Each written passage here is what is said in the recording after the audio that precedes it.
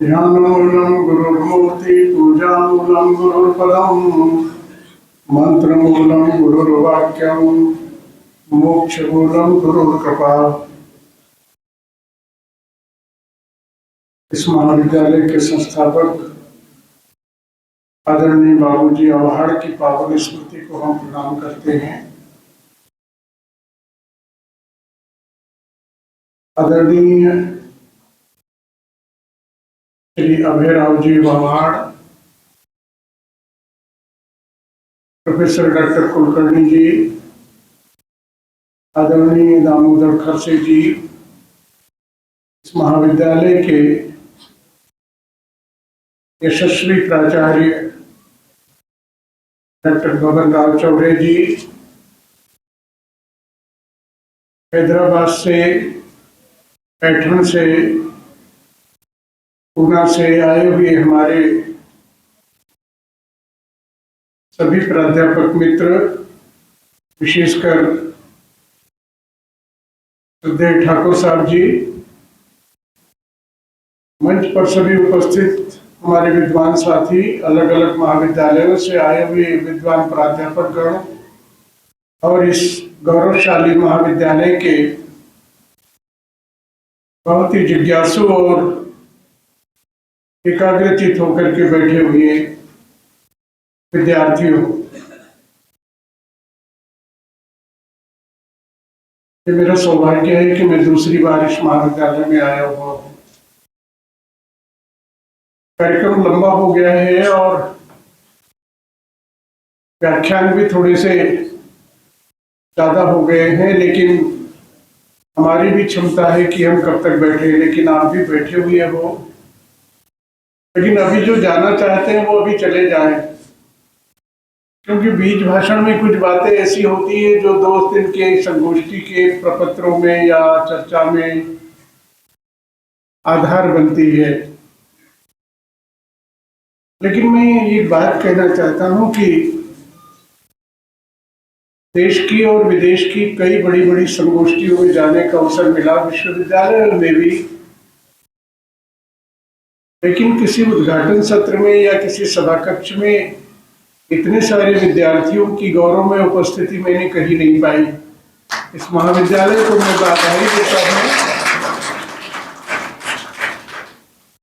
और वो लगातार 1.5 घंटे से बिल्कुल बैठी हुई है। कुछ लोग जरूर है जो खिड़की के पास बैठकर कहीं दूसरी प्रकार की हरकत कर रहे हैं, वो अभी चले जाए तो ज्यादा अच्छा होगा।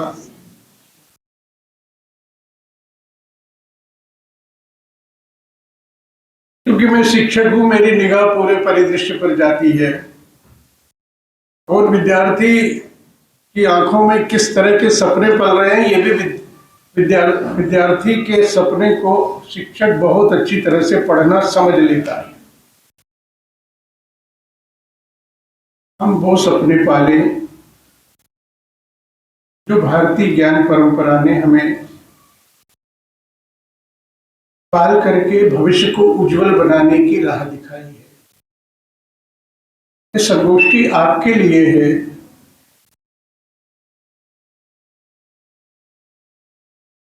राष्ट्रीय शिक्षा नीति 2020 में इसका प्रावधान करने का मुख्य उद्देश्य यही है कि हम अपने देश को समझें, हम इस भूमि को समझें, हम अपनी मां को समझें, अपनी मातृभाषा को समझें, हमारी वनस्पतियों को समझें, हमारी नदी की कलकल सुने, हमारे पक्षियों की चहचहाट सुने, हमारे सूर्योदय की लालिमा निखारे, हमारी चंद्रमा की चांदनी की शीतलता अनुभव करें और इससे पूरे विश्व में प्रकाश फैलाए। क्योंकि इसलिए जरूरी है कि आज सब कुछ हो रहा है, यूक्रेन, रूस, Hamas, Israel, Bangladesh, Nepal, Trump साहब अमेरिका में बैठ करके रोज कुछ न कुछ कर रहे हैं। इसके बावजूद पूरी दुनिया किस देश की ओर देख रही है, इसको समझिए मेरे विद्यार्थियों। पूरी दुनिया किस तरफ देख रही है? आप समाचार पत्र पढ़ते हैं, नहीं पढ़ते हैं, लेकिन आपकी जेब में जो मेडल टरटराता रहता है, जिसका मोबाइल नाम है, उसमें आप देखते हैं कि किस तरह का वातावरण पूरे विश्व में बना हुआ है। कोई अंतर्राष्ट्रीय स्तर का मुद्दा यदि उठता है तो अनेक देश देखते हैं कि इसमें भारत क्या कहता है, इसमें भारत की क्या राय है। ऐसा क्यों होता है? क्योंकि भारत के पास एक ज्ञान परंपरा है। वो परंपरा कहती है कि मनुष्य सबसे बड़ी चीज है, ये भूमि को बचाना है, और सुंदर मनुष्यों के निर्माण से ही भूमि बनेगी, और वह मनुष्य हो गए शांति के उपदाता, तो मनुष्य होंगे बुद्ध, और मनुष्य होंगे बाबा भीम साहब अम्बेडकर, और भूमि मनुष्य होंगे तुलसीदास, कबीरदास, रैदास, वो मनुष्य होंगे सावत माली जी, वह भूमि होगी संत नामदेव की, समर्थ रामदास की। उसके संदेश से ही हमारी राजनीति तय हो रही है। हम उन मुद्दों को सुलझाने की कोशिश कर रहे हैं। इसलिए भारतीय ज्ञान परंपरा का प्रावधान राष्ट्रीय शिक्षा नीति में भी और बाबूजी अभाड़ महाविद्यालय के इस संगोष्ठी सत्र में भी किया जा रहा है। क्योंकि हमारे माध्यम से आपके पास कोई अच्छी बात जाए, क्योंकि हमें तो पता नहीं बेटा बेटी कितने दिन भारत का सूर्योदय देखना है, लेकिन आपको 90 साल 80 साल का भारत बनाना है। आपके पास समृद्ध ज्ञान परंपरा होगी तो केवल 80 साल का भारत ही नहीं बनेगा, 196 198 देशों में जो भारतीय फैले हुए हैं, उन देशों में उसका प्रकाश फैलेगा। इसलिए ये भारतीय ज्ञान परंपरा जरूरी है। इसको थोड़ा सा समझ ले। इस विषय के 3 बहुत महत्वपूर्ण शब्द हैं, भारतीय, ज्ञान और परंपरा। क्या है भारत? क्यों हम इंडिया कहना पसंद नहीं कर रहे हैं? इंडिया वो नहीं है जो भारत है। इसलिए हमारी सारी ज्ञान परंपरा में भारत शब्द प्रतिष्ठित है। भारतीय क्या होता है? भारतीय, भा यानी प्रकाश और रत यानी लगा हुआ। ऐसा देश जो प्रकाश की खोज में अनादिकाल से लगा हुआ है। भा यानी भास्कर, भास्कर वाले बंधु बैठे हुए थे। भास्कर यानी सूर्य, सूर्य प्रकाश का स्रोत है। तो प्रकाश किसका? ज्ञान का प्रकाश। ज्ञान आत्मा का प्रकाश। आत्मा ब्रह्म का अंश, और ब्रह्म सारी सृष्टि का नियंता। एक बिंदु निकलता है हमारे पूरे की पूरी परंपरा में से। तो ऐसी भूमि का नाम भारत, जो अनादिकाल से ज्ञान की खोज में रत है, जो प्रकाश की खोज में रत है। इसलिए हमारा पहला ऋषि कहता है तमसो मां ज्योतिर्गमय। सुना है ना बेटा, आपने सुना है ना? तमसो मां ज्योतिर्गमय, मुझे अंधकार से प्रकाश की ओर ले चलो।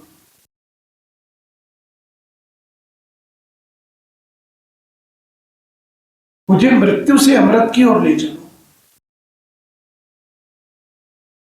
ये क्या है अमरत्व? क्यों देवताओं को अमर कहा गया है? क्यों अमृत कलश का वह बूंद 4 जगहों पर गिरी है? करोड़ों लोग जहां बिना आमंत्रण के, कभी गोदावरी में, कभी क्षिप्रा में, कभी गंगा में, प्रयागराज में, और कभी गंगा में, हरिद्वार में डुबकी लगाने के लिए आते हैं। पढ़ा लिखा नहीं है वो, अपना कर्म करता रहे, लेकिन कुंभ में जाएगा वह। कोई आमंत्रण नहीं, कोई प्रकाश की तलाश है ना उसे। कोई जिज्ञासा है ना मैं कुछ पा जाऊं, सब कुछ पा लिया, धन दौलत महल अटारी पद प्रतिष्ठा पहुंच सब पा लिया, लेकिन फिर भी घर के भीतर कोई खालीपन है। उस खालीपन को भरने के लिए तो हमें किसके पास जाना? मां के पास जाना है, भूमि के पास जाना है, मेरी नदी के पास जाना है।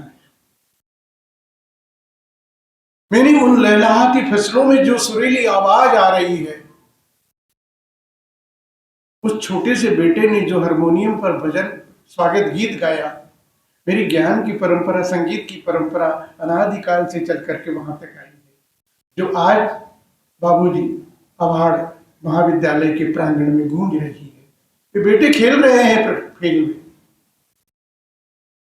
अभी मैंने आते सुना रास्ते में कि शिक्षा में ही नहीं, खेल में पुणे विश्वविद्यालय में ये अग्रणी है, और सबसे ज्यादा विद्यार्थियों का चयन सैनिकों में होता है।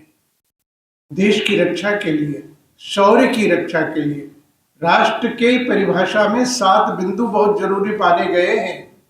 उसमें छात्र शक्ति भी है। छात्र यानी विद्यार्थी नहीं, छात्र यानी इच्छा वाला छात्र, क्षत्रिय है। इस देश की रक्षा के लिए हमारे पास तो ये महाविद्यालय जा रहा है। पूरी ज्ञान की परंपरा की जीवंत प्रस्तुति यह इस महाविद्यालय के द्वारा हो रही है। आपको पता ही नहीं, आपके पास ज्ञान परंपरा नहीं होती तो आप इतने शालीन ढंग से, जैसे गुरुकुल का विद्यार्थी बैठता है, जैसे आश्रम के बटुक बैठते हैं, वैसे आप बैठते नहीं। ये आपके भीतर गुरु के माध्यम से ज्ञान की रोपी हुई परंपरा है। आपको मैं बधाई देता हूँ। भारत वह जो ज्ञान की परंपरा है, जो प्रकाश की खोज में अभी भी लगा हुआ है, जो प्रकाश की खोज में अभी भी लगा हुआ है। शून्य यदि नहीं देते तो सूर्य और पृथ्वी की दूरी कितनी है हम कैसे नापते? और फिर ये कोई रेखाओं का गणित जो है वो किसी दूत ने आकर के हमको नहीं बताया कि ऐसी रेखा है, अभी अभी खोज हुई है। 2 महीने पहले के दैनिक भास्कर में समाचार पत्र, बहुत बड़े वैज्ञानिक ने सिद्ध किया है, हमारी माताएं बहनें जो रंगोली बनाती है उसमें जो रेखाएं खींचती है वह रेखा आधार बनी है रेखा गणित का। तो ज्ञान की परंपरा, आपकी दृष्टि जाती है, कभी मां मांडने बनाती है, कभी वह कपड़े पर चित्र बनाती है, वह गोबर की मूर्तियां बनाती है, वह मिट्टी के गणेश बनाती है। आपका ध्यान जाता है? कभी जाता है ध्यान? उनको किसी विश्वविद्यालय में शिक्षा दी गई है क्या? उनको किसी महाविद्यालय में पढ़ाया गया है क्या? ज्ञान की वो परंपरा है जो किसी दीवारों के बंद कमरे में कभी न दी गई, न कभी दी जाने वाली है। इसलिए पहला बिंदु आता है कि भारत ऐसा जो निरंतर ज्ञान के प्रकाश की खोज में लगा हुआ है। दूसरा शब्द है ज्ञान। ज्ञान क्या होता है? कहा गया है कि ज्ञानान्मुक्ति, उपनिषद कहती है, वेद कहता है, एकम सद विप्रा बहुधा वदंती। ये सारे के सारे हमें सूत्र तो मिलते हैं, लेकिन ज्ञान है क्या? बहुत सीधी सी परिभाषा है, सुन लीजिए मेरे बेटा बेटी, बहुत सीधी सी परिभाषा है। विज्ञान की वह प्रक्रिया जो ज्ञान तक पहुंचाती है वह विज्ञान है। इसलिए तुलसीदास जी लिखते हैं बालकांड में, अर्थ धर्म कामादिक चारी कहूं ज्ञान विज्ञान विचारी। मैं रामाचरित मानस को केवल ज्ञान का ग्रंथ नहीं बता रहा हूं, मैं सारे विज्ञान को आधार बांध करके इसकी व्याख्या कर रहा हूं। सारे, क्योंकि राम के वनवास जाने का भी एक कारण है, वैज्ञानिक कारण है, वो कभी बाद में बताएंगे। तो ज्ञान तक पहुंचने की जो प्रक्रिया है, हम प्रयोगशालाओं में प्रयोग ही तो करते हैं ना बेटा, कि इसको मिला दिया और इसको मिला दिया तो तीसरी वस्तु बन गई। हमने तीसरी वस्तु की खोज की ना, तो अभी तक हमें ये पता नहीं था, लेकिन उन 2 वस्तुओं के भीतर वो तीसरी वस्तु छिपी हुई थी। इसलिए तीसरी वस्तु की खोज की। तो वो ज्ञान को जो पाया, हमने एक प्रक्रिया की मिलाने की, हमने एक प्रक्रिया की गर्म करने की, हमने एक प्रक्रिया की तपाने की, हमने एक प्रक्रिया की जलाने की, हमने एक प्रक्रिया की ठंडा करने की, हमने एक प्रक्रिया की उसको बर्फ में डुबो करके और कुछ करने की। तो ये सब आया कहां से? ये प्रकृति में हो रहा था। पानी से बर्फ जमाने की जो हिमालय पर कोई प्रक्रिया होती है, वो कोई प्रयोगशाला में होती है क्या? लेकिन है प्रयोगशाला, बड़ी प्रयोगशाला है।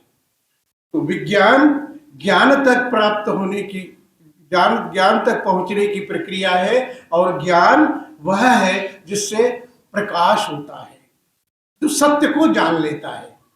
सत्य ही इसका मूल है, जो सत्य को ही प्रकारांतर से ज्ञान कहा है। क्योंकि जब ऋग्वेद कहता है कि एकम सद विप्रा बहुधा वदंती, सत्य एक ही है और ज्ञानी लोग उसको अलग अलग तरीके से अभिव्यक्त करते हैं। तो ज्ञान यानी प्रकाश, प्रकाश यानी वह सत्य जिसके माध्यम से हम अनुपम को देख सकते हैं। परंपरा, परंपरा को हमने गलत ढंग से देख लिया है। इसका हिंदी वाले विद्यार्थी हैं आप, दो भाग करिए। परंपरा, परंपरा, परम में आधा म नहीं लिखेंगे और यदि परम को अलग लिखेंगे तो उसमें हलंत लिखेंगे। परम यानी जो उत्कृष्ट है, जो श्रेष्ठ है। परा यानी दूसरा। इससे भी और कोई दूसरा है क्या? इससे भी और कोई उत्तम है क्या? उस और निरंतर बढ़ने की प्रक्रिया को परंपरा कहा जाता है। परंपरा पोखर नहीं है, परंपरा नदी का प्रवाह है। आचार्य प्रसाद द्विवेदी ने बहुत अच्छी बात कही आधुनिकता और परंपरा के बीच में। जब हम चलते हैं तो एक पांव तो हमारा जमीन से उठा रहता है ना। तो जमीन से उठने वाला पांव आधुनिकता है, लेकिन एक पांव कहां टिका रहता है? भूमि पर टिका रहता है। ये जो भूमि पर टिकने वाला पांव है वो क्या है? वो परंपरा है। ये परंपरा और आधुनिकता को इतने अच्छे ढंग से आचार्य प्रसाद द्विवेदी ने समझाया है एक जगह। तो इस तरह से भारतीय ज्ञान परंपरा वह सत्य की खोज जो हमें प्रकाश की ओर ले जाती है। तो सारी की सारी प्रकाश की क्रियाएं भारतीय ज्ञान परंपरा में है। कुछ मोटे मोटे बिंदु में देख लेता हूं। पहला बिंदु तो क्या है कि जब सत्य की खोज की गई, जब चिंतन किया गया आप जैसे बटकों के माध्यम से आश्रमों में, तो पाया गया कि ये धरती किसने बनाई, ये वृक्ष किसने बनाए, पशु पक्षी कौन पैदा कर रहा है, नदी में आकाश में बादल कैसे छा जाते, कैसे छा जाते। तो एक बात है कि कोई शक्ति है। कल जो कली थी वो आज फूल कैसे बन गई? किसी ने इंजेक्शन दिया। फलों में तो आज इंजेक्शन देने लगे हैं कुछ लोग, ऐसा कहते हैं। गाय को भी इंजेक्शन दिया जा रहा है, इसीलिए तमाम सारी बीमारियां उस गाय के दूध को सेवन करने से हो रही है। ये परंपरा का, ये ज्ञान की परंपरा का क्षरण है। क्योंकि अर्थ, धर्म, काम और मोक्ष, ये चार जो बिंदु दिए गए हमारे ऋषियों ने, तो कोई शक्ति है, कोई सत्य है, ये हमने पाया। और ये भारतीय ज्ञान परंपरा की ही खोज है। क्योंकि भारतीय ज्ञान परंपरा कहती है कि मनुष्य तो एक निर्मिति है। वह महाभारत में भी कहा गया है, कृष्ण ने खुद ने कहा है कि मैं तो एक निमित्त मात्र हूं जो युद्ध की संचालन की भूमिका में हूं।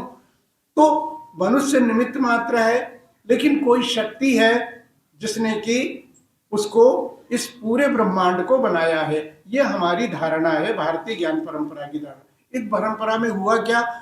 हमारी ज्ञान की, चिंतन की परंपरा दो दिशा में गई कि किसी ने बनाया तो वह कैसा है, तो उसके लिए कि वह ऐसा, वह ऐसा है, वह ऐसा, वह ऐसा। तो एक दर्शन की ज्ञान परंपरा पूरी की पूरी हमारी विकसित हुई। वह कैसा है, वह रूप है कि वह रूप है कि वह जन्म लेता है कि नहीं लेता है। तो अनेक प्रकार की परंपराएं आई। दूसरी परंपरा कि उसी ने इस संसार को बनाया। उस संसार को बनाया तो इतना वैविध्यपूर्ण संसार, इतना आकर्षण से भरा संसार, इतना सम्मोहन से भरा संसार, इतना सुंदरता से परिपूर्ण संसार बनाया। तो ये कैसे हुआ? तो उसकी एक ज्ञान परंपरा आई। उसकी एक ज्ञान परंपरा किस तरह से विकसित हुई कि हम केवल इस सृष्टि में सब कुछ नहीं है। बहुत महत्वपूर्ण बात है ये पश्चिम की धारणा से हमको अलग करती है। हमारी ज्ञान परंपरा कहती है कि उसी ईश्वर की यह बनाई हुई सृष्टि है, तो उसी ईश्वर ने चींटी को भी बनाया, उसी ईश्वर ने वृक्ष को भी बनाया, उसी ईश्वर ने श्रीराम परिहार को भी बनाया, उसी ईश्वर ने नदियों में जल प्रभावित करके जल में शीतलता प्रदान की। तो उसी ईश्वर ने बनाया, तो नदी हमारी क्या हुई? माता हुई। नदी, वृक्ष हमारा क्या हुआ? भूमि पे हम भी पैदा हुए, वृक्ष भी पैदा हुआ, तो वृक्ष क्या हुआ? भाई हुआ। चींटी या अन्य पशु पक्षी भी उसी ने बनाए हैं और हम भी उसी से बने हैं, तो सब क्या हुए? भाई हुए। तो हमारी ज्ञान परंपरा में, हमारे चरित्र में एक बात आई निर्माण की कि ये जीवित है इसलिए हम जीवित हैं, हम श्रेष्ठ नहीं है, ये सब हैं इसलिए हम हैं। तो सह अस्तित्व का भाव आया।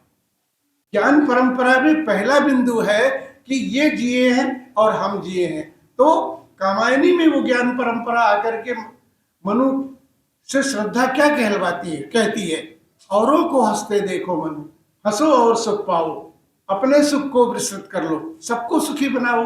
ये सहअस्तित्व का भाव। अपने सुख को विस्तृत कर लो, सब अपने लगने लगेंगे, हम संकुचन को त्यागे। ये भारतीय ज्ञान परंपरा पहले ही दिन से कहती है कि सह अस्तित्व के बिना नहीं हो सकता। तुलसी यदि है तो श्वास मिलेगी, पीपल है तो रात में भी ऑक्सीजन मिलेगी। ये इसलिए ये बर्ड जो आपने प्रांगण में लगा रखा है, ये ऋषि तुल्य ही तो है। इसकी छाया, इसका पौधा कभी मरता नहीं है, इसकी शिराएं ही जड़ बन जाती है। ये ज्ञान परंपरा ऐसी ही है कि एक को सुखाओगे तो दूसरी कहीं न कहीं रोक दी जाएगी। कहाँ कहाँ इसको मिटाओगे? इसलिए 1000 साल की हमारी पराधीनता में भी भारत भारत बना रहा, उसके पीछे ये ज्ञान परंपरा है। इसको सोचिए, कोई राष्ट्र जो है 1000 साल तक अपनी परंपरा, अपनी संस्कृति को बचाने के लिए लड़ता नहीं रहा होगा। सब सभ्यताएं समाप्त हो गई, लेकिन भारतीय सभ्यता बची रही, क्योंकि उसके पास एक ज्ञान की ज्योति थी। उसके पास मारने की आचार संहिता नहीं थी, किसी को बचाने की आचार संहिता थी। लेकिन अपने पर यदि आक्रमण होता है, राष्ट्र पर आक्रमण होता है, संस्कृति पर आक्रमण होता है, तो हमारी ज्ञान परंपरा ने एक छात्र शक्ति दी है कि आपके पास बल भी होना चाहिए, पौरुष भी होना चाहिए। इसलिए मेरे विद्यार्थी अपनी देह को पुष्ट बनाने के लिए सुबह सुबह मुझे दौड़ते हुए आपके महाविद्यालय के प्रांगण में आए, क्योंकि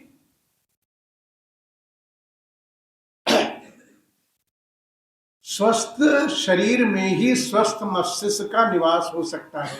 रुग्ण शरीर में स्वस्थ मस्तिष्क कैसे रह पाएगा? इसलिए शरीर भी, विद्यार्थी का शरीर भी, हमारे 30 साल का हमारा युवा कैसा था? आपने विवेकानंद जी की फोटो देखी है ना?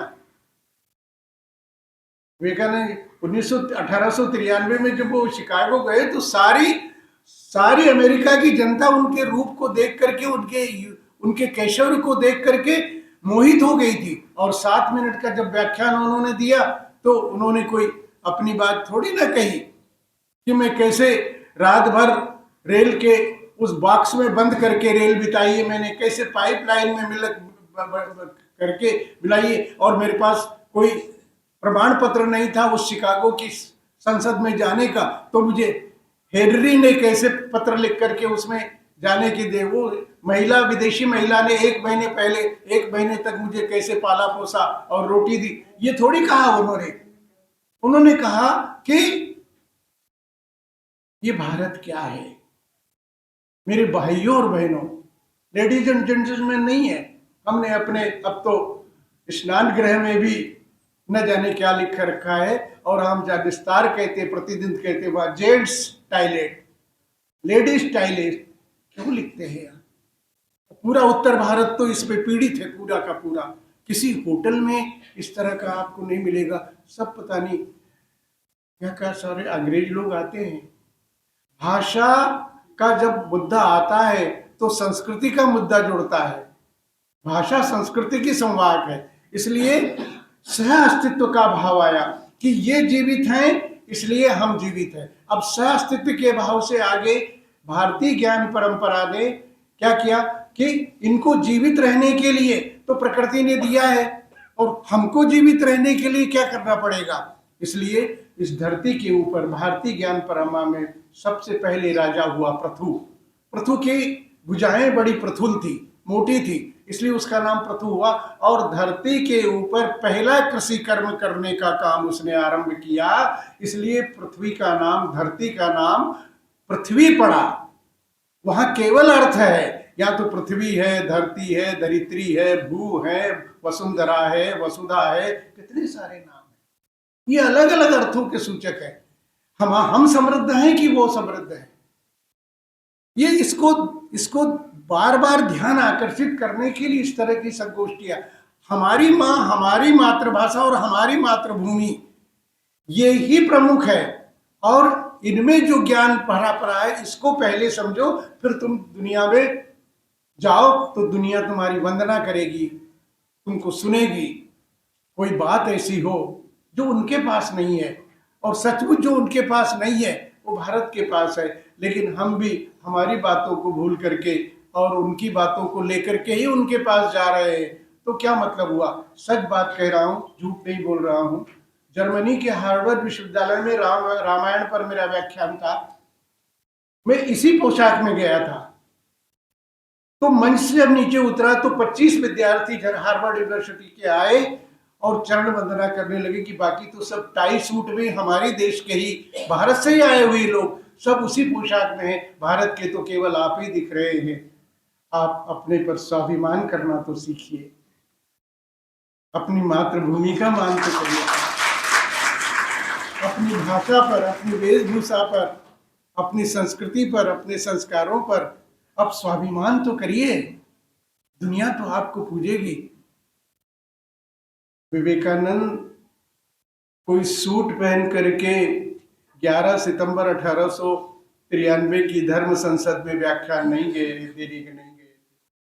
वो जो कपड़े ऐसे लपेट के गए थे ना, उसमें कोई दर्जी की सिलाई की का एक भी धागा नहीं था, एक भी धागा नहीं था। वो तो राजस्थान के राजा ने अपने बेटे के जन्मदिन पर विवेकानंद को बुलाया था और वो खंडवा से गए थे। हरिदास चटर्जी के घर उन्होंने 8 दिन पहले रहा, फिर वो राजस्थान के राजा के बेटे के जन्मदिन के आमंत्रण में वहां गए। उन्होंने वो पोशाक दी थी और मैसूर के राजा ने उनको वो साफा दिया था, वो लेकर के गए थे। तो एक अंग्रेज ने पूछ लिया, तुम ये क्या कपड़े लगे, नीचे ऐसा लपेट लिया तुमने, ऊपर ऐसा ओढ़ लिया। तो विवेकानंद ने क्या कहा। विवेकानंद ने कहा कि आपके यहाँ व्यक्ति का व्यक्तित्व टेलर बनाता है और हमारे यहाँ व्यक्तित्व का व्यक्तित्व चरित्र बनाता है। ये जो चरित्र निर्माण की भूमिका है वो हमारी ज्ञान परंपरा कहती है कि मनुष्य बनो। इस देश ने, ये देखिए संत महात्माओं की फोटो लगी हुई है, इस देश ने मुकुट को कभी पूजा नहीं है, लंगोटी की प्रार्थना की है। जो संत निकल जाए तो हजारों लोग घाट पांव पड़ने लगते हैं, और राजा निकल जाए तो उसके दरबार में तो सैनिक वैनिक पता नहीं क्या क्या है, सामान्य आदमी की पहुंच नहीं है वहां पर। इसलिए इस देश की परंपरा को समझने के लिए हमने कहा कि सब जिए तो हम जिएंगे, और पेट पालने के लिए फिर कृषि का आविष्कार किया। तो कृषि की एक ज्ञान परंपरा हुई। मैं अभी भी कहता हूं, पता नहीं आप क्या समझते हैं, प्रयोगशालाएं निकल गई, मिट्टी परीक्षण केंद्र निकल गए, मेरी दृष्टि में किसान से बड़ा वैज्ञानिक उस दुनिया में कोई हुआ नहीं है। वो भारतीय किसान से बड़ा वैज्ञानिक तो हुआ ही नहीं। ये आधुनिकता तो अभी आई है, लेकिन हमारा किसान जानता था कि किस तरह की मिट्टी में मूंगफली बोना है, किस तरह की मिट्टी में कपास बोना है, किस तरह की मिट्टी में ज्वार बोना है, किस तरह की मिट्टी में उड़द बोना है, किस तरह की मिट्टी में कौन सी फसल बोना है, किस ऋतु में कौन सी फसल बोना है, और कब कैसी फसल बोना है, कब उसको काटना है, कैसे उसको काटना है, कैसे उसको घर लाना है, कैसे उसको कूटना है, कैसे उसको रांधना है, कैसे उसको खाना है। कोई वैज्ञानिक है इस तरह का? बीज बोने से लेकर के पेट में जाने तक, अन्न को पकाने तक की कितनी प्रक्रिया हमारी माताएं बहनें जानती है। उससे बड़े वैज्ञानिक है क्या? आपने देखा है महाराष्ट्र की माताएं बहनों को जब घट्टी पीसती हैं तो उनकी उनकी आसन की क्रिया को देखा है कभी? एक का पांव लंबा, दूसरे का पांव इधर से लंबा, दोनों को पांव मिल जाते हैं, और एक का पांव इधर से मुड़ा, दूसरे का पांव इधर से मुड़ा, और दोनों, एक उधर से मुठ पकड़ी, एक उधर से मुठ पकड़ी, गा रही हैं। अनाज पीसा जा रहा है, घट्टी चल रही है, दुनिया भी चल रही है, और पेट की भूख के लिए आटा बाहर आ गया। ये कोई वैज्ञानिक ने वो घट्टी नहीं बनाई थी। मेरा राजस्थान का वह जो पत्थरिया लुहार है, वह टीच टीच करके उसके दोनों पार्ट बनाता था। उसको किसने सिखाया? ये भारतीय ज्ञान की परंपरा। इसलिए अगला बिंदु है, लोक के पास से आइए, धरती के पास से नहीं, लोक के पास से आइए। और लोक के पास वह चेतना थी, वह कौशल था। एक जैमिनी उपनिषद में एक उदाहरण आता है, दक्ष प्रजापति ने जब प्रजा का निर्माण कर दिया, सृजन कर दिया, तो प्रजा ने पूछा कि प्रभु अब हमको क्या करना है? तो दक्ष प्रजापति ने कहा, दक्ष प्रजापति ने उन्हें सामगान का उपदेश दिया। सामगान तो जो बच्चा गा रहा था ना अभी, स्वागत गीत, वो सामगान की ऋचा ही तो थी। वह गीत परंपरा से आई हुई थी। तो वह गीत परंपरा मेरी माँ के पास आई हुई है। अभी बहन जी कह रही थी कि आपका निबंध हमने पाठ्यक्रम में लगाया था, माँ की लोरी रस की गागर। उन लोरी को किसने सिखाया था? मेरी माँ ने। और मैं माँ की गाई हुई लोरी अभी भी गाता हूं। तो देखिए, याद करते ही मेरी आंखें में ये संवेदना सिखाती है हमारी ज्ञान परंपरा कि तुम मनुष्य हो, यंत्र नहीं हो। मनुष्य हो, यंत्र नहीं हो। यदि पहलगाम में 28 लोगों की मृत्यु हो गई है, उस दिन कैसे श्री राम परिवार चाय पी सकता है? कोई कैसे पी सकता है? भारतीय ज्ञान परंपरा संवेदना सिखाती है। जैसे तुम हो, ये संवेदना आई कहां से कि नहीं, वह ईश्वर जो है, आत्मा सो परमात्मा कहा है ना। मेरे पिताजी ने कहा है, दादा ने कहा है, परदादा ने कहा है, हमारे पूर्वजों ने कहा है, आत्मा सो परमात्मा। ये आत्मा है, वही परमात्मा का अंश है। काकभूषणी गरुड़ संवाद में, रामचरितमानस में तुलसीदास जी वही कहते हैं, ईश्वर अंश जीव अविनाशी, चेतन अमल सहज सुख राशि, सो माया बस भैरों गोसाई, बधो कीर मरकट की नाई। जैसे मदारी बंदर को बांध लेता है, जैसे पिंजरे में तोता बंद हो जाता है, वैसे माया ने हम सबको बंद कर रखा है। लेकिन इसके पहले कभी माया ने ऐसा जाल नहीं फैलाया था। मुझे ये बताइए, भारतीय परंपरा में, अभी भाई परिवार की बात कर रहे थे, हमारी माताएं बहनें जब आशीर्वाद देती थी तो निमाड़ी में कहा जाता था, एक का 21 हो जाए, यानी तू एक है, तेरे 21 हो। वंश परंपरा में वृद्धि की कामना करती थी। आज उसी की बात हो रही है। ऐसे कैसे हो सकता है? How it is possible? लेकिन ये संभव था, ये संभव था, तभी तो हमने पूरे विश्व में राज्य किया। भूमि सप्त सागर में, मैं नहीं कह रहा हूं, भूमि सप्त सागर मेखला, एक भूप रघुपति कौशला। पृथु का पूरी संपूर्ण पृथ्वी पर राज्य था, इसीलिए तो उसका नाम पृथ्वी पड़ा है। ये ज्ञान परंपरा को खोजो तो सही, ज्ञान परंपरा को खोजो तो सही। आप कौटिल्य की बात कही, कौटिल्य ने सिकंदर को रावी के इस पार आने ही नहीं दिया। फिर आप नारा क्यों लगाते हैं, जो जीता वो सिकंदर? क्यों लगाते, मुझे बताइए। वो तो आए ही नहीं, वो तो भूमि पर घुसने ही नहीं दिया चाणक्य ने। चंद्रगुप्त को शौर्य के साथ खड़ा कर दिया। पूरा भारत उसके प्रतीक के रूप में हो गया, चंद्रगुप्त के रूप में। और कौटिल्य की कूटनीति के कारण, राजनीति के कारण, राजनीति के कारण, अर्थनीति के कारण, राष्ट्र नीति के कारण, धर्म नीति के कारण, मानव नीति के कारण और ज्ञान नीति के कारण वो चंद्रगुप्त विशाल खड़ा हुआ। और चंद्रगुप्त लौट गया रावी के, उस रावी से इस पार आने ही नहीं दिया उसे। इसलिए आज से मेरे भाई बहन, ये नारा नहीं कहेंगे जो जीता हुआ सिकंदर, कहेंगे जो जीता हुआ शिवाजी।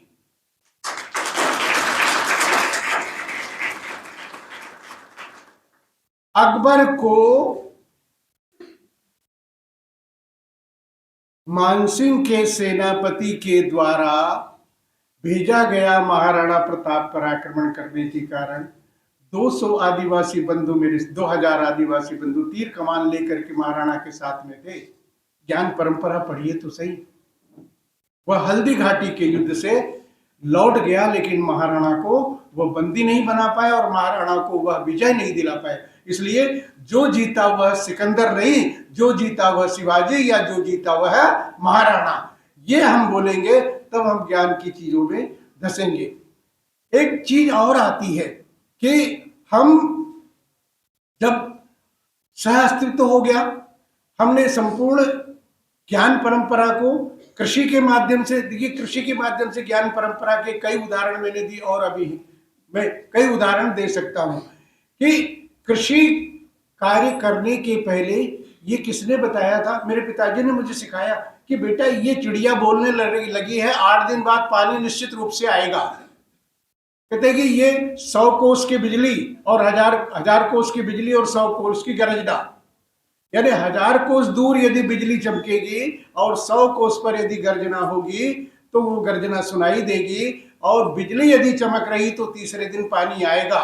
ये कोई ज्योतिष वगैरह नहीं वो बताते थे। ये किसको सिखाया? ये कृषि से संबंधित। तो खगोल, भूगोल तो है, भूगोल से वनस्पति, भूगोल से कृषि, भूगोल से नदियां, भूगोल से पर्वत, भूगोल से पक्षी, भूगोल से पशु, इन सबको कैसे पाला जाए, इन सबका कैसे भरण पोषण किया जाए, इन सबके प्रति कैसा भाव रखा जाए। कल सुनवाई थी कुत्तों के बारे में माननीय उच्चतम न्यायालय में, पता नहीं क्या हुआ, मैं तो यात्रा में था, मैं देख नहीं पाया कल दूरदर्शन, पता नहीं, वो तो बेजुबान लोग हैं,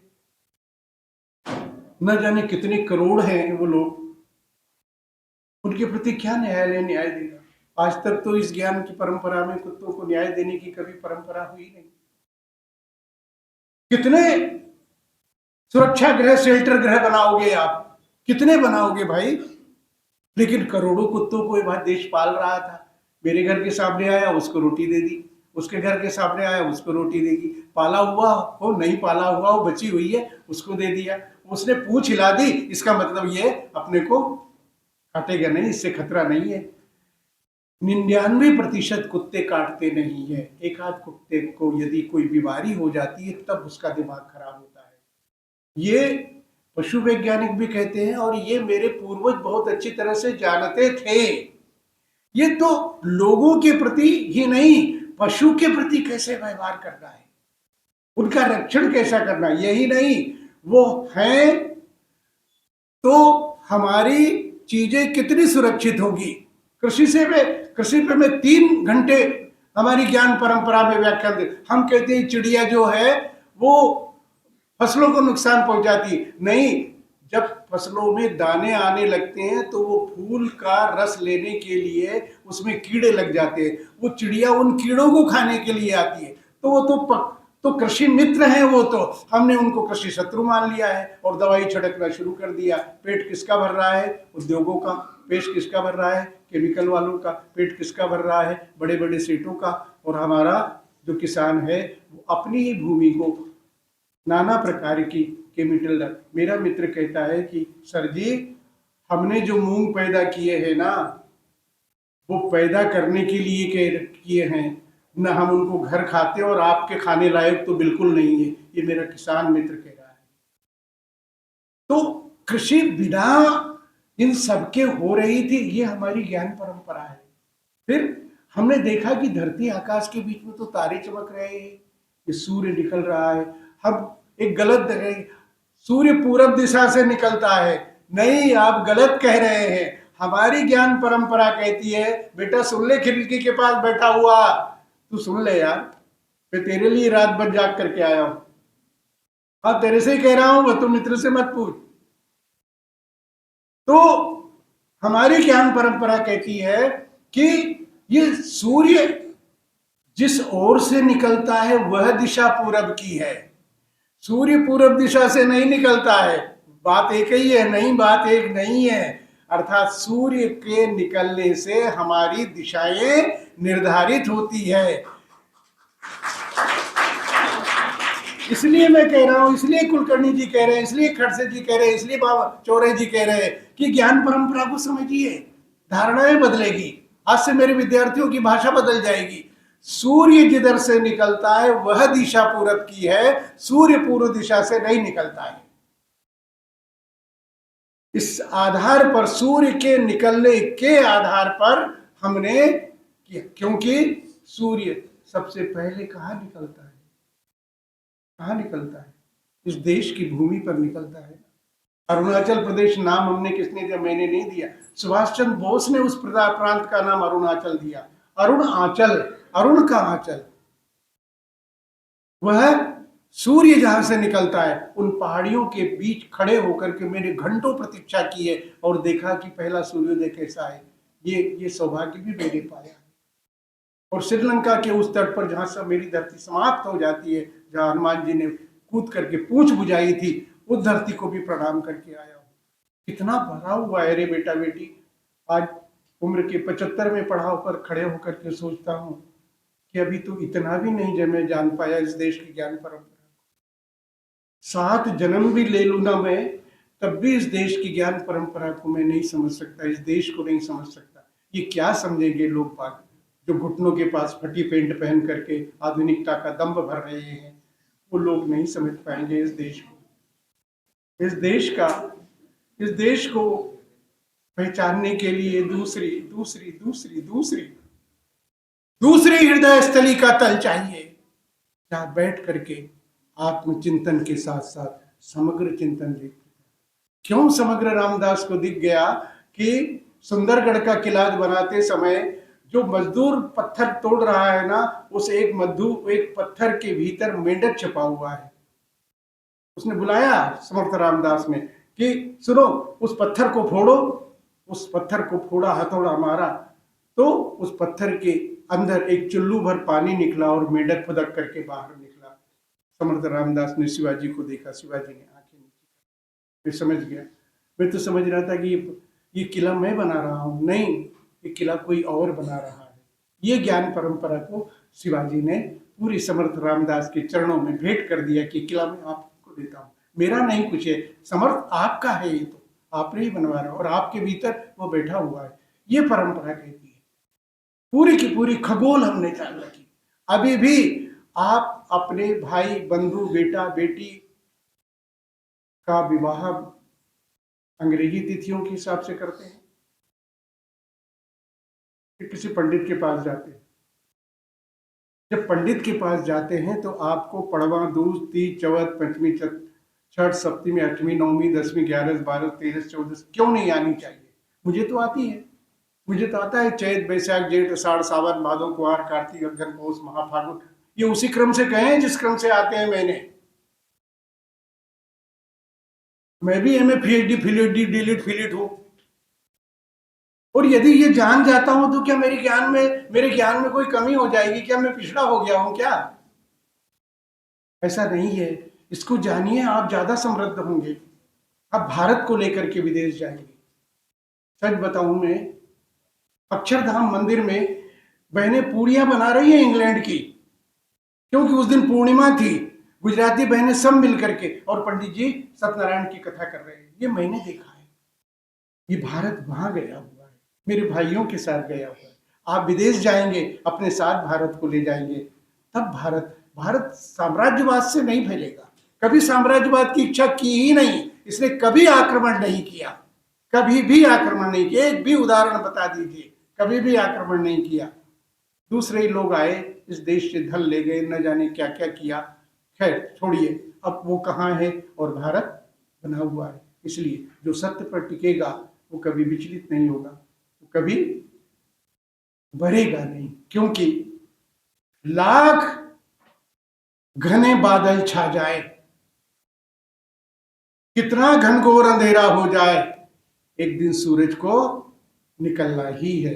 सत्य सूरज की तरह। इसलिए पूरा ग्रह, नक्षत्र, वायुमंडल, और तो और सात पाताल की भी ज्ञान परंपरा हमारे पास। धरती पर कितने लोग हैं, सप्तद्वीप नौखंड, जम्मू दीते, आर्यवार बढ़ते, अरमुक माँ से पूरा संकल्प हमको पंडित जी छुड़वाते हैं। देखा है आपने, कभी ध्यान से सुना है?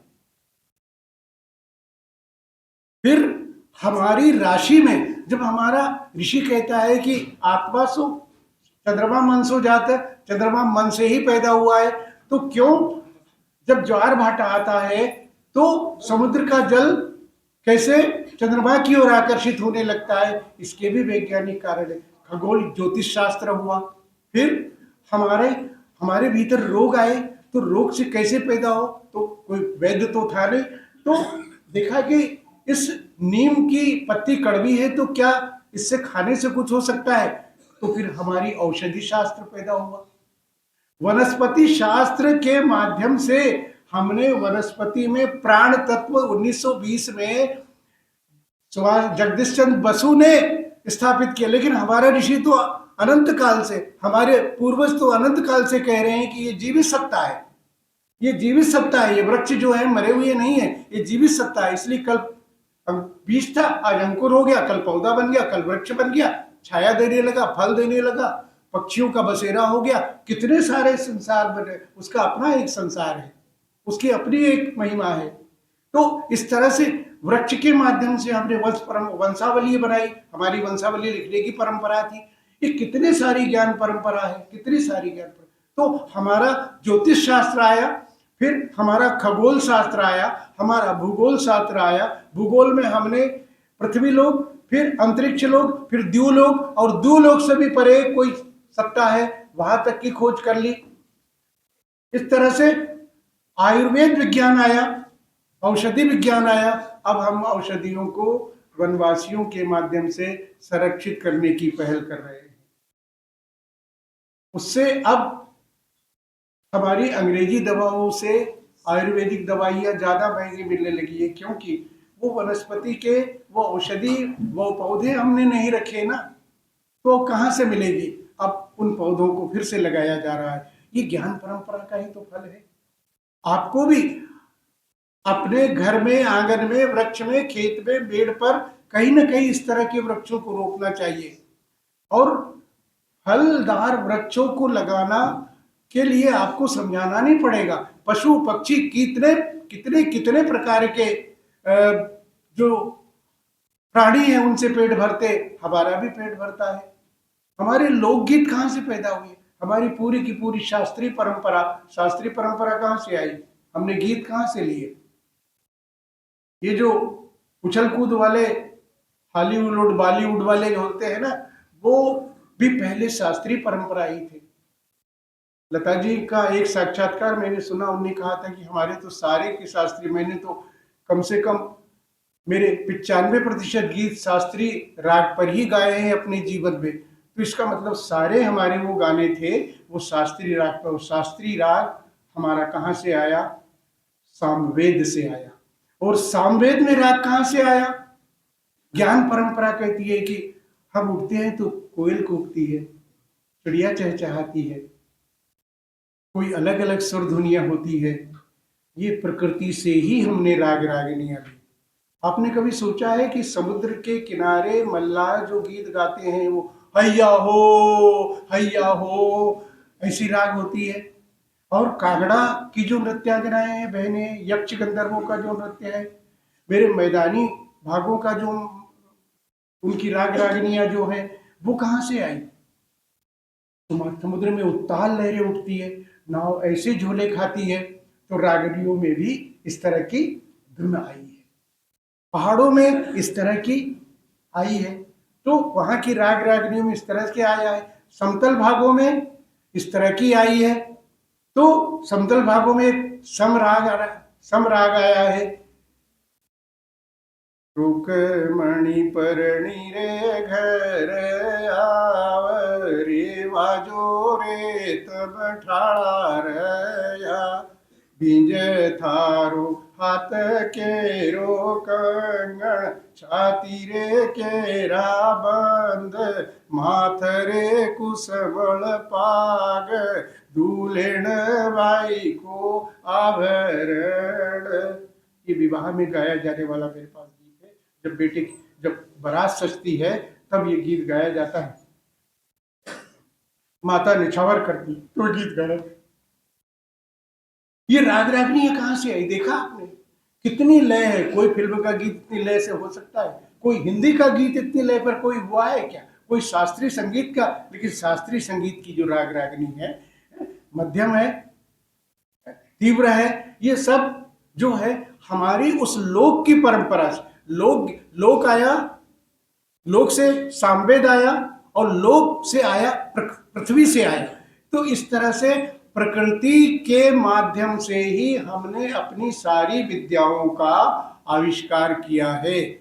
और ये विद्याएं हमें ज्ञान से नहीं, हमारे ज्ञान के प्रकाश से मिलेगी। केवल ज्ञान प्राप्त करना, वर्तमान हमारी शिक्षा जो है जानकारी दे रही है, ज्ञान नहीं दे रही है। ज्ञान तो खुद अनुभव के द्वारा प्राप्त होता है। साधु संतों ने ज्ञान प्राप्त किया था कि वह ब्रह्म ऐसा है, वह ब्रह्म ऐसा है। कबीर कहते हैं कि उस ब्रह्म का कैसे मैं बखान करूं, रूप बात से पात्रा ऐसा तत्व अनु। इसलिए ये सारी की सारी परंपराएं, और ये सारी की सारी परंपराएं, अंतिम बात कह रहा हूं, इन ज्ञान की सारी परंपराओं में बहुत सारी परंपरा मेरी बखान की, इन सारी ज्ञान की परंपराओं में वैज्ञानिकता है। लोक की अपनी वैज्ञानिकता है। एक पूरा का पूरा मैंने निबंध लिखा है इसमें, लोक की विज्ञान सम्मत वेदिका। लोक की पूरी कोई भी क्रिया वेदिका से, उससे विज्ञान से अपूर्ण नहीं है। मैं आपको छोटा सा उदाहरण दूं, मंगल कार्य में हमारी माता कुमकुम से, हमारी माता आटे से, हमारी माता हल्दी से, इन तीन चीजों से क्या बनाती है? स्वस्तिक बनाती है। स्वस्तिक, उस पर थोड़े से चावल या गेहूं या ज्वार रखती है। फिर कलश, कलश में जल रहता है। अंतिम उदाहरण है ये। फिर कलश के ऊपर आम्रपत्र रहते हैं या कोई सी भी वनस्पति के पत्र रहते हैं। फिर नारियल रहता है, और नारियल के ऊपर दीपक रहता है। ठीक है, ये होता है। अलग अलग होता है, थोड़ा बहुत भिन्नता होती है। क्या प्रतीक है, क्यों करते हैं ऐसा? आज भी होता है, कितने ही आधुनिक हो जाओ, लेकिन ये तो होना ही है। मंडप हरे पत्तों से छाया ही जाता है।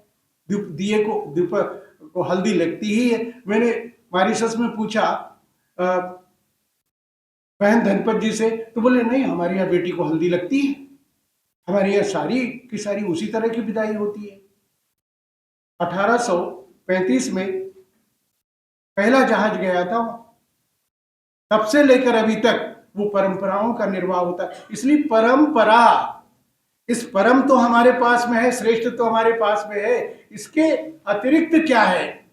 ये जो है तो तीन आटे, आटा सब सफेद जीवन की स्वच्छता, लाल प्रेम का प्रतीक, पीला परिपक्वता का प्रतीक। क्यों आप समझते? आपने कभी सोचा नहीं कि आम पकता है तो पीला हो जाता है, भी जाम पकता है तो पीला हो जाता है, कोई भी वस्तु फल पकता है तो पीला हो जाता है, फसल पकती है तो पीली हो जाती है। आदमी की जब वृद्धावस्था आती है तो खून कम हो जाता है, तो शरीर थोड़ा क्या है, पीला होने लगता है। कभी नहीं सोचा आपने? परिपक्वता का प्रतीक है। बेटी को या बेटे को जब विवाह में हल्दी लगती है, तो वो सामान्य शरीर में हल्दी लगने के बाद उसका शरीर कैसे होगा? माताएं बहनें जानती होंगी आप, बहुत बहुत पुरानी माताएं बहनें, कि इसमें इसमें जो जो पुरुषत्व का और उसमें जो नारित्व का जो उभार है, भीतर जो तत्व छुपा हुआ है, वो रोम रोम से झांक रहा है हल्दी लगाने से। इसलिए आटे से, कुमकुम से, हल्दी से स्वास्तिक बनाया जाता है। उसमें फिर अनाज रखा जाता है।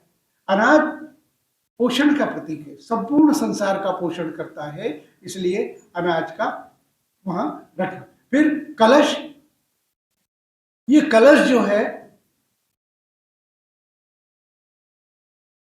कलश हमारे भीतर का प्रतीक है, घट का प्रतीक है।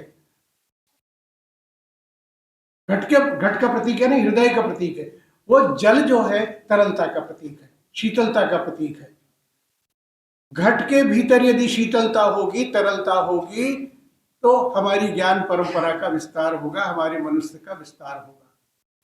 इसलिए उसमें हम जल भर करके रखते हैं, और जल के ऊपर ये सब कुछ है। और यदि जल के ऊपर पत्ते नहीं हो, पत्ते यानी हरियाली, वनस्पति यदि जीवन में नहीं है, ये कहता है ये संदेश, पर्यावरण का पूरा संदेश वो कलर्स दे रहा है कि यदि वनस्पति हमारे जीवन में नहीं है, अनुष्ठान में नहीं है, इसलिए कोई भी अनुष्ठान हमारी वनस्पति संसार के बिना होता ही नहीं है। आज भी देख लीजिए, पूरे भारत के किसी भी प्रांत में चले जाइए, बिना वनस्पति की चीजों की, सुपारी हो वनस्पति से आई है, नारियल वनस्पति से आया है, जल प्रकृति से आया है, तांबा खदान से आया है, अन्न धरती से आया है, कुमकुम हल्दी ये सब जो है हमारे प्रकृति के उपादानों से आए हैं। कौन सा?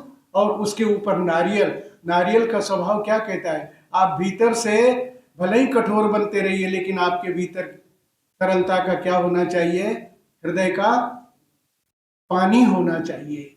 ये नारियल संदेश देता है। और उसके ऊपर दीपक, यदि ये सब चीजें होगी तो दीपक यानी जीवन की ज्योत अनवरत अनवरत जलती रहेगी।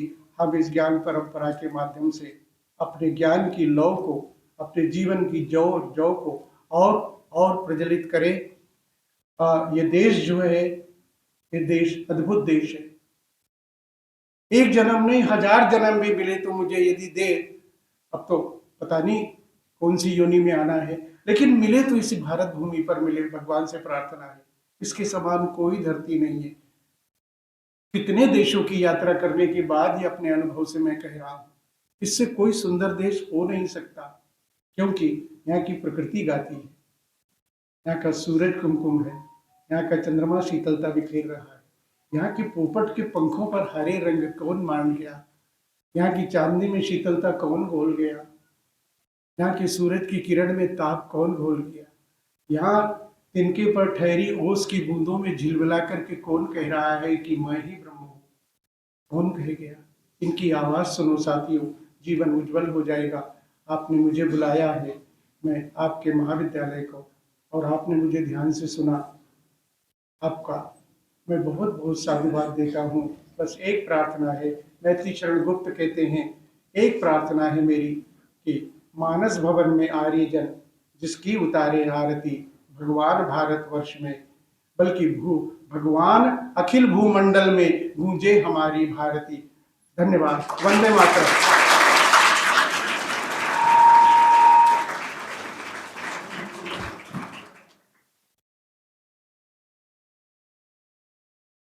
धन्यवाद सर. सरांनी भारतीय ज्ञान परंपरेच्या बाबतीत आपल्याला अनेक उदाहरणासह या ठिकाणी परिपूर्ण अशी माहिती दिलेली आहे.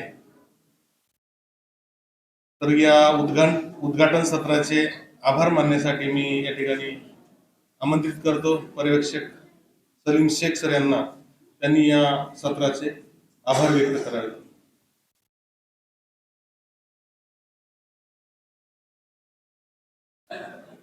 इस संगोष्ठी में डॉक्टर बाबा साहेब आंबेडकर मराठी के पूर्व अध्यक्ष डॉक्टर सतीनी बड़वे यहाँ पर उपस्थित है.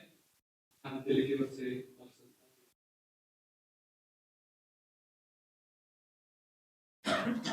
केंद्रीय हिंदी संस्थान आगरा तथा पार्थ विद्या प्रसारक मंडल द्वारा संचालित बाबूजी अवार्ड महाविद्यालय पाथर्डी जिला अहिल्यानगर के संयुक्त तत्वाधान में आयोजित द्विदिवसीय राष्ट्रीय संगोष्ठी के उद्घाटन के अवसर पर हमारे संस्था के अध्यक्ष अभय जी अवार्ड साहब यहाँ पर उपस्थित हुए और उन्होंने अपने विचार व्यक्त किए.